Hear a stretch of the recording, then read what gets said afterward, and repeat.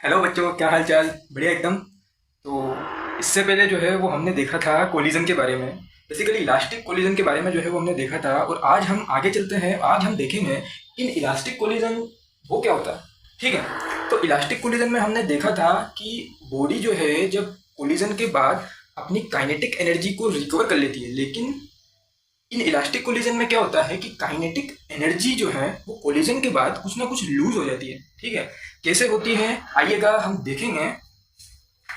तो आप देख सकते हैं मेरा फर्स्ट पॉइंट जो है उसमें क्या है, मैंने दो बॉडीज बनाई है। फर्स्ट का मास m1 है और अगली का मास है हमारे पास m2। ठीक है, ये u1 से मूव कर रही है, ये u2 से मूव कर रही है। ठीक है, इनके अंदर कोलिजन होता है वो होता है इन इलास्टिक कोलिजन। पहले हमने इलास्टिक की बात करी, अब यहाँ पर है इन इलास्टिक कोलिजन। ठीक है, तो कोलिजन होने के बाद क्या होता है कि दोनों बॉडीज का कुछ ना कुछ डिफॉर्मेशन होता है, दोनों का शेप जो है वो कुछ ना कुछ चेंज होता है। ठीक है, तो चेंज होने के बाद ये दोनों बॉडीज क्या होती है, पहले बॉडीज सेपरेट हो जाया करती थी, अब ये दोनों बॉडीज आपस में चिपक जाती है और चिपक के एक कंबाइंड वेलोसिटी से किसी एक डायरेक्शन में ये मूव करने लगती है। ठीक है, जैसे ये देख सकते हैं आप, ये एक पूरा कंप्लीट एक सिस्टम बन गया, दोनों बॉडी कंबाइन होकर एक सिस्टम बन गया, और अब ये पूरा सिस्टम जो है वी कंबाइन से मूव कर रहा है। यहाँ पर ये एन एन आप देख रहे होंगे, ये है इन पर लगने वाले नॉर्मल। इसने इस पे फोर्स नॉर्मल लगाया तो वो एन, इसने इस पे लगाया वो एन, ये जितने भी एन जो होंगे ये सब आपस में क्या होते हैं, कैंसिल हो जाते हैं। ठीक है, तो ये जो है वो डिफॉर्मेशन है, आप देख सकते हैं इसको। ठीक है, अब इसकी कंडीशंस क्या होती है जो कि न्यूमेरिकल सोल्व करने में बड़ी काम आती है, वो हम आगे देखते हैं। तो कंडीशन क्या है कि after collision both bodies stick together and move. मैंने आपको जैसा कि बताया कि दोनों बॉडी आपस में चिपक जाती है और चिपकने के बाद एक कंबाइंड वेलोसिटी यानी कि वीसी, आप इसको यहाँ पर बोल सकते हैं वीसी, इससे ये मूव करती है। ठीक है, आगे क्या है, आगे वही कंडीशन जो कि हमने इलास्टिक में भी पढ़ी थी, इलास्टिक कोलिजन में, कि मोमेंटम जो है वो through out the collision conserve रहता है। मतलब momentum through out the collision conserve है। तो ये कंडीशन जो है वो हर प्रकार के कोलिजन में जो है वो वैलिड है। ठीक है, ये आप बात याद रखना कि मोमेंटम जो है वो इलास्टिक हो चाहे इलास्टिक हो, सब में कंजर्व रहेगा। तो इनिशियल मोमेंटम फाइनल मोमेंटम के बराबर जो है वो यहाँ पे हो जाएगा। ठीक है, अब अगली कंडीशन आती है कि इसमें ये जो है वो मेन कंडीशन है कि काइनेटिक एनर्जी जो है इनिशियल में ज़्यादा होती है और फाइनली ये डिक्रीज हो जाती है। क्यों? क्योंकि यहाँ पर डिफॉर्मेशन के अंदर वो वेस्ट हो जाती है। ठीक है, क्या बोला मैंने कि काइनेटिक एनर्जी इनिशियल वाली फाइनल से ज़्यादा होती है, फाइनल में वो कुछ ना कुछ लूज हो जाती है। किस कारण से? डिफॉर्मेशन के कारण से। ठीक है, और अगली हमारे पास कंडीशन आती है कि जो कोफिशिएंट ऑफ रेस्टिट्यूशन है, इसके बारे में जो है वो हम आगे चर्चा करेंगे कि क्या होता है ये।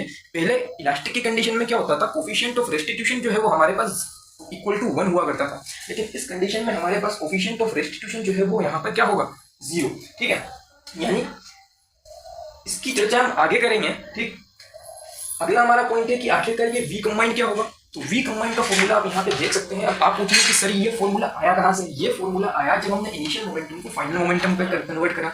देखना कैसे आया कि मैंने क्या करा कि initial momentum final momentum equal रख दिया। उसके बाद क्या हुआ कि m1 u1, ठीक है, m2 u2 equals to m1 plus m2 किससे मूव कर रहे हैं? वी कंबाइंड से। ठीक है, तो ये वी कंबाइंड मैंने सेपरेट कर लिया और इसके m1 प्लस m2 को मैं यहाँ पर नीचे लेकर गया। ठीक, तो ये फॉर्मूला हमारे पास वी कंबाइंड का आ गया। तो ये जो हमारे पास कंडीशंस हो जाती है, ये एक फॉर्मूला है यहाँ पे वी कंबाइंड का। ठीक है, अगला पॉइंट हमारे पास आता है कि आखिर ये कोफिशिएंट ऑफ रेस्टिट्यूशन बार बार आ रहा है, ये क्या है सर? तो ये कुछ भी नहीं है दरअसल, कि ये जो है वो हमारे पास क्या होता है, ये एक रेशो होता है। किस चीज का ratio?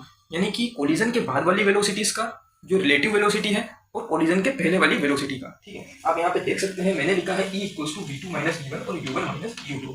v2 v1 final velocities है दोनों बॉडीज की आफ्टर कोलिजन, और u1 और u2 इनिशियल वेलोसिटीज है। ठीक है, कोलिजन के पहले वाली। यहाँ पर मैंने लिखा है रिलेटिव वेलोसिटी। आप इसको चाहे तो इधर आगे भी लिख सकते हैं कि velocity after collision and velocity before collision, लेकिन रिलेटिव। ठीक है, इसको आप कह सकते हैं वेलोसिटी ऑफ सेपरेशन और velocity of approach. Velocity of approach इसलिए क्योंकि शुरुआत में क्या हो रहा है, दोनों बॉडी एक दूसरे को अप्रोच कर रही है। ठीक है, कंबाइन होंगे तभी तो कोलिजन होगा ना। ठीक है, तो ये लिख दिया मैंने यहाँ पर वेलोसिटी ऑफ अप्रोच और ऊपर लिखा है वेलोसिटी ऑफ सेपरेशन, यानी कि कोलिजन के बाद दोनों बॉडी का क्या होगा, सेपरेशन होगा। ठीक है, तो ये हो गया हमारे पास वेलोसिटी ऑफ सेपरेशन। ठीक है, अब यहाँ पर ई की कुछ इंपॉर्टेंट कंडीशंस है जो आपको याद होनी चाहिए कि अगर ई की वैल्यू अगर हमारे पास इक्वल टू 1 होती है तो वो होता है हमारे पास इलास्टिक कोलिजन। ठीक, ई की वैल्यू अगर हमारे पास 0 आती है, जैसा कि यहाँ पे हमारे पास आई है, तो वो हो गया हमारे पास इलास्टिक कोलिजन। ठीक, और अगर ई की वैल्यू 0 से 1 के बीच में अगर लाई करें, ठीक है, यानी कि 1 से कम होनी चाहिए और 0 से ग्रेटर देन होनी चाहिए, तो वो हो गया हमारे पास यहाँ पर पार्शियली इलास्टिक या इनइलास्टिक कोलिजन। ठीक है, तो आज के लिए इतना ही। आगे फिर हम एक नया टॉपिक डिस्कस करेंगे। ठीक है, तो ठीक है, आज के लिए इतना ही and have a nice day.